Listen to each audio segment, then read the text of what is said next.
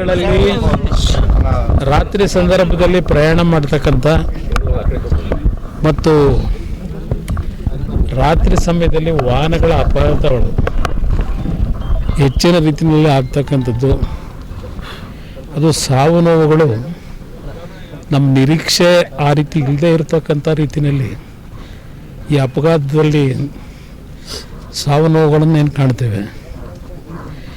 ನಿನ್ನೆ ದಿನದ ಘಟನೆ ನಿಜಕ್ಕೂ ಅತ್ಯಂತ ದುಃಖ ತರತಕ್ಕಂಥ ವಿಷಯ. ಆ ಸಾವಿನಲ್ಲಿ ಆ ಕುಟುಂಬಗಳ ನೋವು ಏನು ಅಂತಕ್ಕಂಥದ್ದು ನಾನು ಅರ್ತಿದ್ದೇನೆ. ಆ ಕುಟುಂಬಗಳ ನೋವಿಗೆ ಭಗವಂತ ಹೊರಗೆ ಬರ್ತಕ್ಕಂಥ ಶಕ್ತಿ ಕೊಡಲಿ ಅಂತಕ್ಕಂಥ ಪ್ರಾರ್ಥನೆ ಸಲ್ಲಿಸ್ತೇನೆ. ಆತ್ಮಕ್ಕೂ ಶಾಂತಿ ಕೋರ್ತೇನೆ. ಈ ರೀತಿ ಘಟನೆಗಳಾಗಬಾರ್ದು.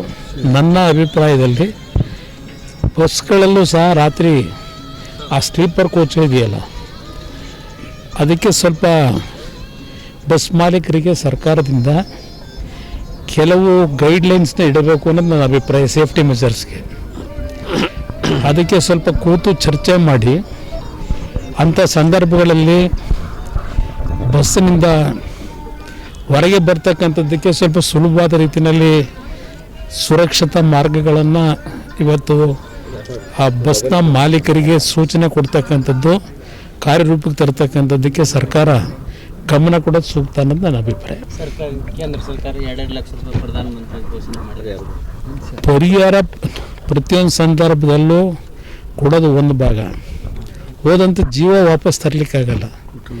ಆ ಹಿನ್ನೆಲೆಯಲ್ಲಿ ಸರ್ಕಾರ ಇವತ್ತು ಕೆಲವು ನಿಯಮಾವಳಿಗಳನ್ನು ಆ ಬಸ್ ಮಾಲೀಕರಿಗೆ ಇವತ್ತು ಜಾರಿಗೆ ತರ್ತಕ್ಕಂಥದ್ದಕ್ಕೆ ಸೂಚನೆ ಕೊಡಬೇಕು ಅನ್ನೋದು. ಅದು ಬೇಡ ಬನ್ನಿ,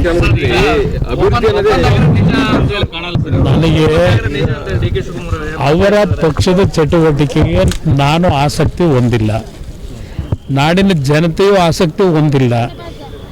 ಜನ ಸರ್ಕಾರ ನಡೆಸಿ ಅಂತ ಅಧಿಕಾರ ಕೊಟ್ಟಿದ್ದಾರೆ. 136 ಅತ್ಯಂತ ಸ್ಪಷ್ಟ ಬಹುಮತದ ಸರ್ಕಾರ ಇದೆ. ಸರ್ಕಾರ ರಚನೆಯ ದಿವಸದಿಂದ ಇದೇ ವಿಷಯ ಪ್ರಮುಖವಾಗಿ ಬಂದಿರತಕ್ಕಂಥದ್ದೇನಿದೆ. ಇನ್ನು ಎಷ್ಟು ದಿನ ಈ ಥರ ಕಾಲ ಕಳೀತಾರೆ? ಈಗಾಗಲೇ ಯಾವುದೋ 5 ಯೋಜನೆಗಳು ಅಂತ ಹೇಳಿ ಇವತ್ತು ಹೆಚ್ಚು ಕಡಿಮೆ ಏನೋ ಬಾರ್ ಲೈಸೆನ್ಸ್ಗೆ 1,95,00,000 ಏನೋ ಒಂದು ರೇಟ್ ಫಿಕ್ಸ್ ಮಾಡಿರೋದು ಈಚ್ ಹೊಸ ವರ್ಷದ ಕೊಡುಗೆ. ನಾನು ಈ ದೃಷ್ಟಿಯಿಂದಲೇ ಕಳೆದ ಒಂದು ವಾರದಿಂದ ನಿರಂತರವಾಗಿ ಹೇಳ್ತಾ ಇದ್ದೇನೆ, ಟ್ರಂಪ್ ಅವ್ರಿಗೆ ಇವತ್ತು ಭಾಳ ಸಂಕಷ್ಟದಲ್ಲಿದ್ದಾರೆ. ಅಮೇರಿಕ ದೇಶದಲ್ಲಿ ತೆರಿಗೆ ಯಾವ ರೀತಿ ಹಾಕಬೇಕು ಅಂತ ಹೇಳಿ ಅವರೊಂದು ಕಡೆ ಏನು ಒಂದು ಯೋಜನೆಗಳು ರೂಪಿಸ್ತಾ ಇದ್ದಾರೆ. ಇವರು ಅದೇ ರೀತಿ 17, 16 ಅದೆಷ್ಟೋ ಬಾರಿ ಕೊಟ್ಟವರಂತಲ್ಲ ಬಜೆಟ್. ಬಹುಶಃ ಪ್ರಪಂಚದಲ್ಲೇ ಇಂಥ ಒಬ್ಬ ಆರ್ಥಿಕ ತಜ್ಞನನ್ನು ನೀವು ಕಾಣಲಿಕ್ಕೆ ಸಾಧ್ಯವೇ ಇಲ್ಲ. ಅದರಿಂದ ಇವತ್ತು ಟ್ರಂಪು ನನ್ನ ಅಭಿಪ್ರಾಯದಲ್ಲಿ ಕರ್ನಾಟಕ ಇಷ್ಟು ಚೆನ್ನಾಗಿ ಇಟ್ಟಿದ್ದಾರೆ, ಅಮೇರಿಕ ಚೆನ್ನಾಗಿ ಇಡಬೇಕು ಅಂದರೆ ಅಲ್ಲಿಗೆ ಸ್ವಲ್ಪ ನೀವು ತಗೊಂಡೋಗೋದು ಒಳ್ಳೆಯದು. ನಿಮಗೂ ಸ್ವಲ್ಪ ಮೆಂಟಲಿ ಸ್ವಲ್ಪ ನಿಮಗೆ ರಿಲೀಫ್ ಸಿಗುತ್ತೆ ಅಂತಕ್ಕಂಥದ್ದು ಪದೇ ನಾನು ಅದೇ ಹೇಳ್ತೇನೆ. ಸಂಬಂಧ ಇಲ್ಲ, ಅವ್ರ ಪಕ್ಷದ ಕಟ್ಕೊಂಡು ನನಗೇನಾಗ ಅದೇ ಹೇಳ್ತಾ ಇರೋದು. ಈ ಸರ್ಕಾರ ಲೂಟಿ ಸರ್ಕಾರ. 5,000 ಕೋಟಿ ಮಾಹಿತಿನೇ ಇಲ್ಲ ಅಂತ ಮುಖ್ಯಮಂತ್ರಿ ಹೇಳೋದಾದರೆ ಒಬ್ಬ ಆರ್ಥಿಕ ಸಚಿವ ಪ್ರತಿಯೊಂದಕ್ಕೂ ಅವರ ಗಮನಕ್ಕೆ ಬಂದೇ ರಿಲೀಸ್ ಆಗಬೇಕು ಅಮೌಂಟು. ಮಾರ್ಚ್ ಫೆಬ್ರವರಿ ತಿಂಗಳು ಈಗಾಗಲೇ 1 ವರ್ಷ ಆಗಿದೆ. ಆ ದುಡ್ಡೇ ರಿಲೀಸ್ ಮಾಡಿದೆ 5,000 ಕೋಟಿ.